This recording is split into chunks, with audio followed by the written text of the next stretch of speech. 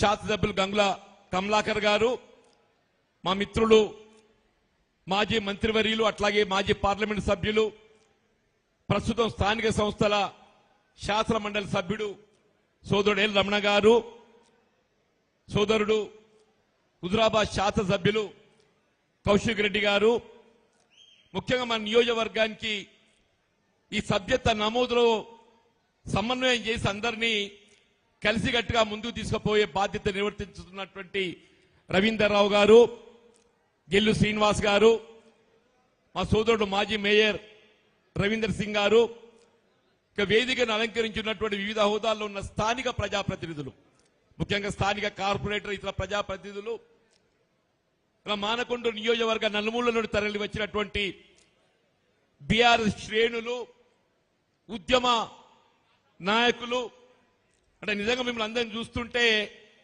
ఇలా రాబోయే ఎన్నికల్లో బీఆర్ఎస్ గెలుపును ఆపడం ఎవరి తరం కాదు అని చెప్పి మనం చేస్తామని చెప్పంటున్నాను. నేను ఈ మధ్య మొన్న హుజురాబాద్ నియోజకవర్గం, వేములవాడ, సిరిసిల్ల ఈ నియోజకవర్గాలన్నీ కూడా ఈ సభ్యత నమోదు సంబంధించి పర్యటించడం జరిగింది. ఎక్కడ పోయినా ఇదే ఉత్సాహం అని చెప్పంటున్నాను. అక్కడ కేటీ రామారావు గారు, ఇక్కడ హరీష్ రావు గారు అని చెప్పంటున్నా.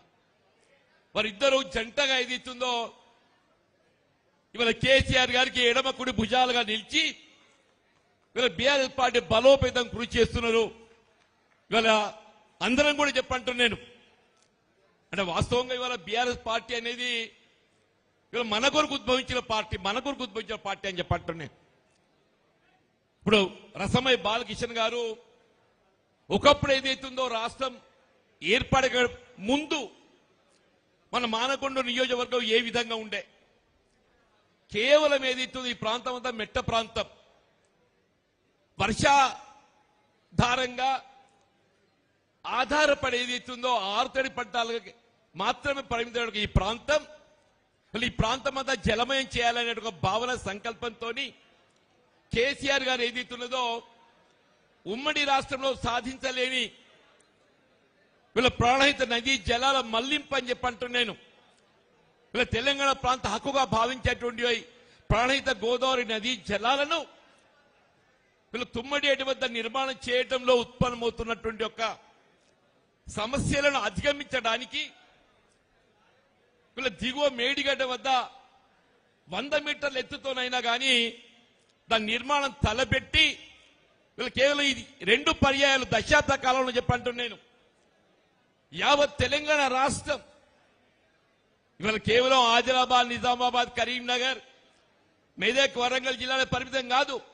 రంగారెడ్డి జిల్లా, హైదరాబాద్ నగరానికి ఏదైతుందో త్రాగునీటి పారిశ్రామిక అవసరాలు కూడా తీరుస్తూ ఏదైతుందో నిర్మాణం చేపట్టే ఒక ప్రాజెక్టే వీళ్ళ కాళేశ్వరం ప్రాజెక్టు 2 పియర్స్ కుంగిపోతాయి. 2 30 మాసాలు గడుస్తుందని చెప్పంటున్నాను.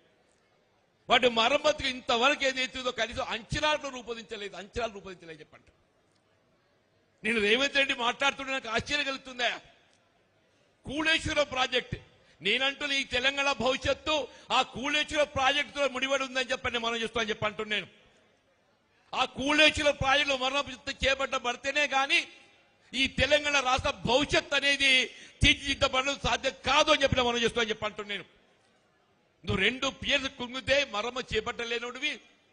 ఎస్ఎల్బిసి లెఫ్ట్ బ్యాంక్ కెనాల్ ఏదైతే శ్రీశైలం టనల్ నిర్మాణ దశలో కుంగి 8 మంది కార్మికులు చేరిపోతే కనీసం శవాలను వెలికి తీయలేని అసమర్థ ప్రభుత్వం ఇవాళ రేవంత్ రెడ్డి ప్రభుత్వం అని చెప్పంటున్నాను. అటువంటి వాళ్ళు మాట్లాడతాడా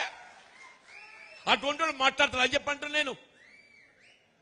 వీళ్ళ తెలంగాణ భవిష్యత్తు, మన భవిష్యత్తు ఏనాటికైనా బీఆర్ఎస్ తో కేసీఆర్ తో ముడిపడి ఉందని చెప్పంటున్నాను.